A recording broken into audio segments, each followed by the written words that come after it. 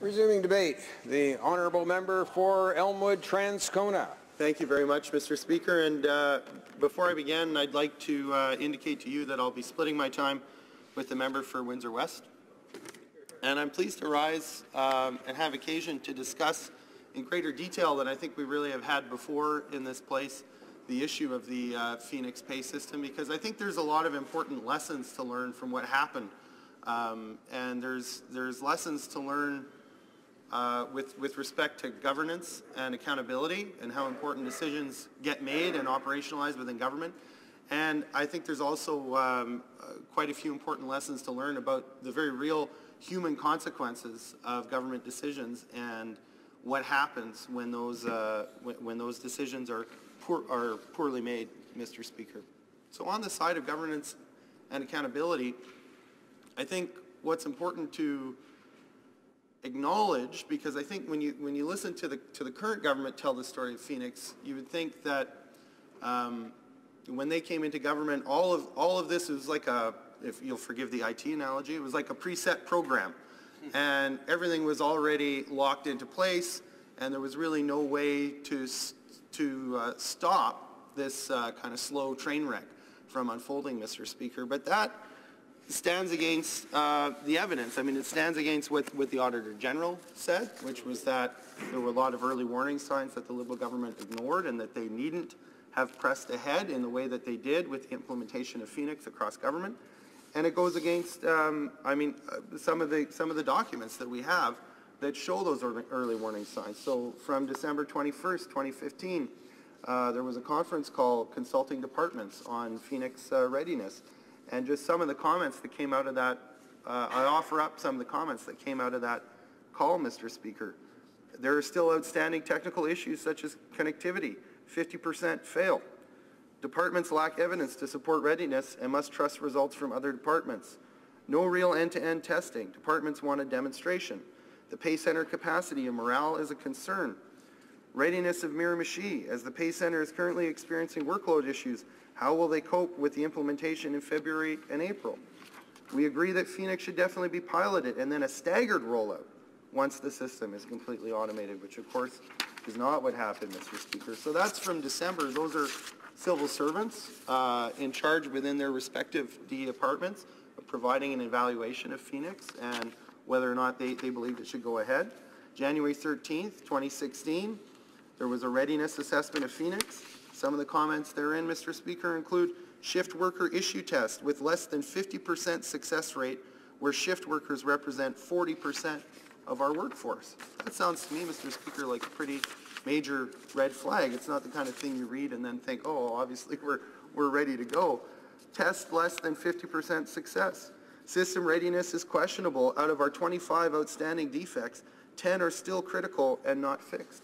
So that's just to give you a little bit of a sample of some of the advice and concern that existed within the world of government that was being fed back up to the minister. So in light of warnings like that, you have to wonder, Mr. Speaker, I mean, this system is a product of two governments in a row, the Conservative government initially, and then the Liberal, and then a Liberal government that decided to press ahead, I think in the face of evidence that shows the system clearly wasn't ready. And these are the parties that constantly want to talk about their business acumen and how smart they are and how they look to the private sector for examples. Well, in what private company would a manager read reports like that about the implementation of their payroll system and think, yeah, we should move ahead? And how, in a private company, could that happen without the head of that manager and those around him rolling? Because that's what we're witnessing, is no real accountability for a terrible decision that was made to roll this out across government when the system obviously wasn't ready. And I think what's frustrating about that is the lack of real accountability that we're seeing, and we're seeing that from politicians from parties who would be the first to say that stuff would never pass in the private sector, and that's exactly the standard we're going to bring into government, Mr. Speaker. And so I think there's a fair lack of shame when it comes to talking about accountability and what it means when we hear comments like that and then see it obviously not take place. I mean, maybe they got into politics because their businesses weren't very successful. One might judge that from the work that's been done on the Phoenix file, Mr. Speaker. So that's part of the frustration, and so certainly calling for the apology is part of, it's just a small part of the accountability piece. I mean, I think that's important in terms of respect for civil servants. But we know that an apology isn't enough, so, and that's a consistent message we've been offering. When the Prime Minister broke the law, he apologized, and we've said that's not enough. There need to be some tangible consequences. But, so, Canadians can keep that in mind at the next election, Mr. Speaker.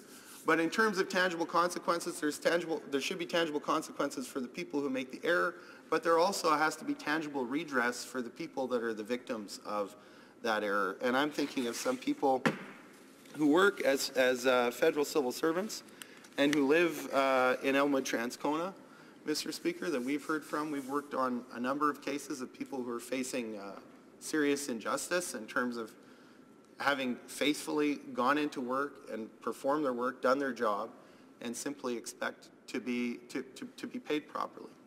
So one person in my riding, and I'm not going to name names because I don't think they would appreciate that, Mr. Speaker, but one person had to go on a medical leave, Mr. Speaker. They came back. They weren't being paid properly when they returned, so they had to apply for a number of emergency salary advances in order to be able to make ends meet and to pay their bills.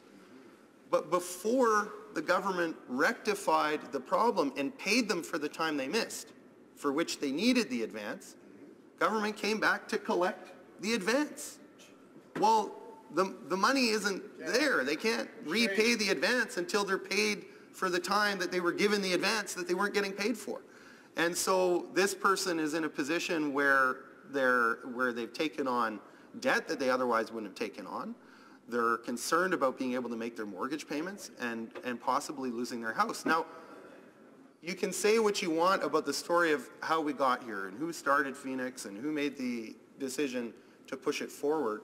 One thing that I think obviously falls squarely on the shoulders of this government is to not put federal employees in that position where they're being asked to pay back money that they were advanced to make up for a lack of pay before they've even been paid for that.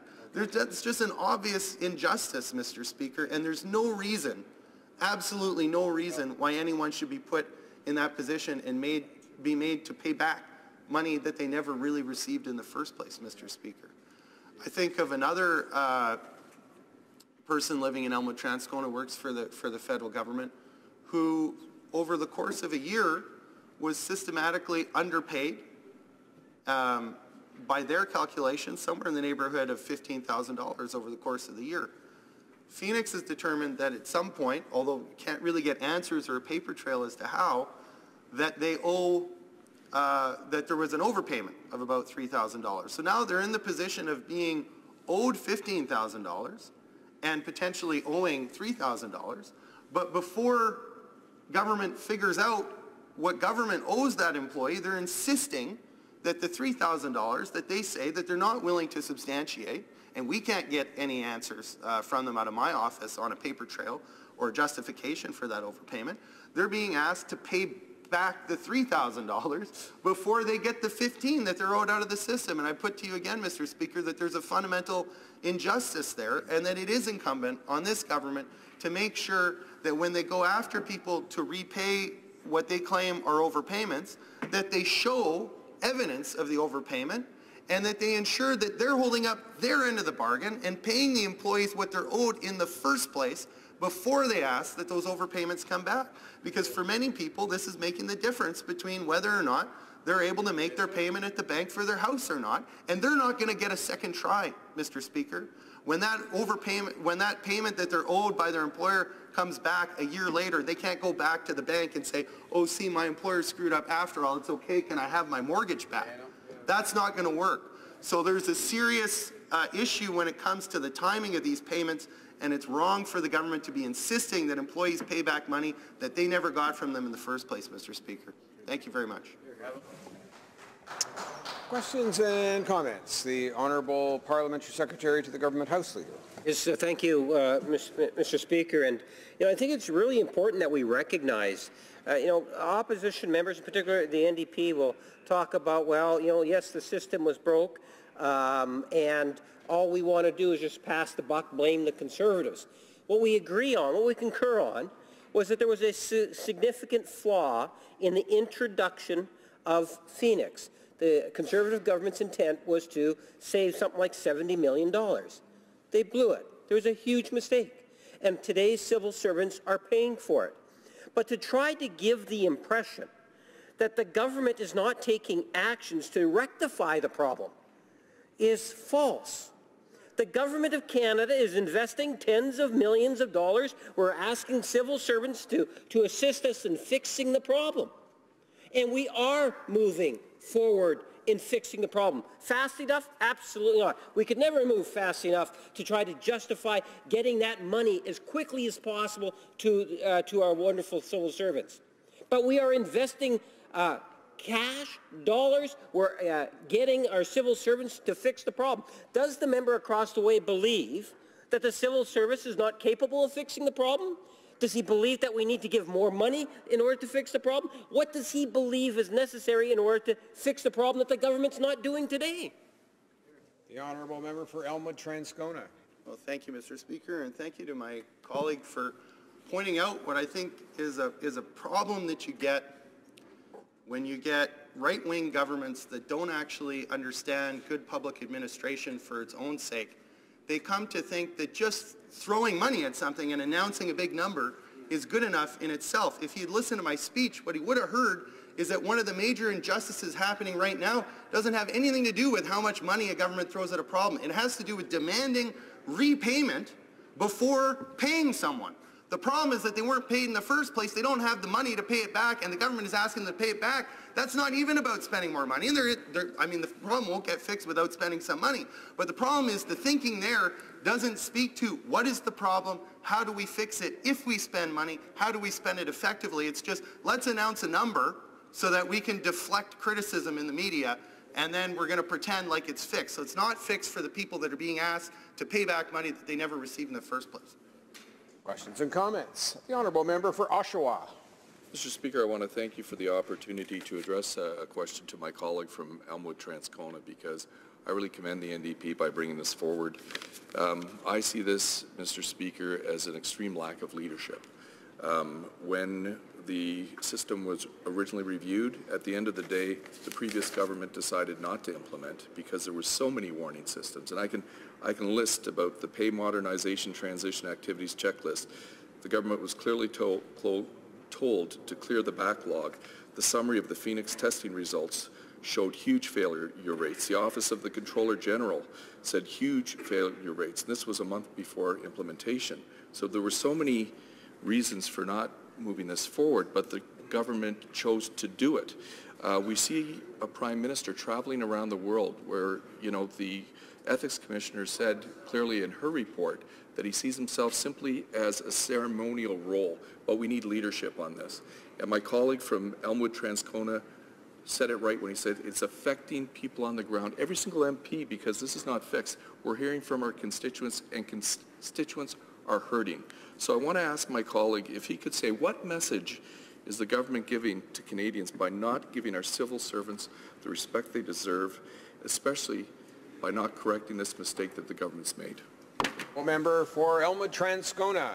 Thank you very much, Mr. Speaker, and thank you to my colleague for the question. I think it's obvious that what's happening with Phoenix and in all these particular cases where federal civil servants are being put in a real hard spot, in some cases being asked to repay money that, as far as they're concerned, they didn't receive in the first place, is it undermines the government's own protestations or proclamations of respect for the civil service. And to the extent that the federal government ought to be an exemplary employer and set the gold standard across the country for the private sector, I think this sends a really terrible message, which is that somehow, despite what's in law, it's acceptable, according to the government, to limp along not paying your employees properly. It's a terrible message, It's one we need to get fixed. We know that's going to take time. We heard that from the Auditor General. But in the meantime, there are issues of fairness in the way that the government is treating these federal civil servants. That's not something that needs to take years to fix. The government could stop today demanding that employees who are owed $15,000 by the government pay back $3,000. That's ridiculous. They should be writing that off what they owe to the employee and then making sure that the employee gets the difference instead of demanding everything from the employee up front. And that speaks to the issue of demanding gross payback when the employee only received net pay. There are other things that can be done today to address that human side of the issue.